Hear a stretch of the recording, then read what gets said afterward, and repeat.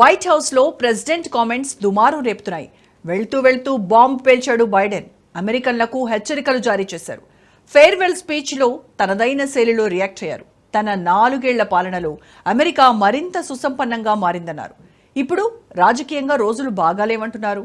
అధికారం కోసం నిజాలను దాచిపెట్టే అవకాశం ఉందన్నారు బైడెన్. అంతా తప్పుడు ప్రచారాలతో రాజ్యమేలే ప్రమాదం ఉందన్నారు. తస్మాత్ జాగ్రత్త అంటూ వార్నింగ్ ఇచ్చారు బైడెన్.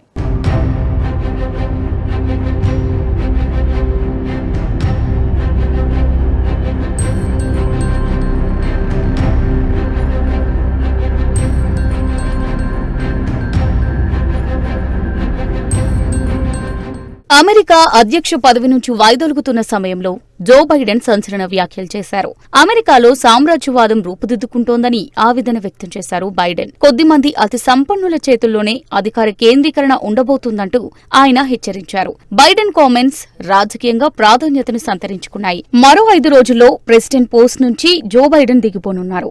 ఓవల్ ఆఫీస్ నుంచి తన వీడ్కోలు ప్రసంగం చేశారు బైడెన్. బిలియనీర్ ఎలాన్ మస్క్, ఇతర వ్యాపారవేత్తలతో డొనాల్డ్ ట్రంప్ కు ఉన్న సన్నిహిత సంబంధాలను జో బైడెన్ ప్రస్తావించారు. నేడు అమెరికాలో విపరీతమైన సంపద, శక్తి కలిగిన ఒక సామ్రాజ్యవాదం రూపుదిద్దుకుంటోందన్నారు. భవిష్యత్తులో ప్రజాస్వామ్యాన్ని, ప్రాథమిక హక్కులను హరించే అవకాశం ఉందని బైడెన్ హెచ్చరించారు. డొనాల్డ్ ట్రంప్ నేతృత్వంలో భవిష్యత్తులో అమెరికా ప్రజలు తప్పుడు ప్రచారాలను చూడాల్సి ఉంటుందని, పత్రికా స్వేచ్ఛ క్షీణిస్తుందని కూడా ముందుగానే జోస్యం చెప్పారు.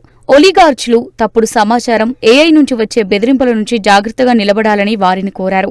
ఇది ఆందోళనకరంగా మారే ఛాన్స్ ఉందన్నారు. అయితే ఇదే సమయంలో అప్రమత్తంగా లేకపోతే అధికార దుర్వినియోగానికి వీలు కల్పిస్తుందన్నారు. సోషల్ మీడియా ఫ్యాక్ట్ చెకింగ్ ను వదులుకుంటుందని అన్నారు. సోషల్ మీడియాలో అసత్య కథనాలు భారీ స్థాయిలో వెలుగు చూస్తాయని వెల్లడించారు.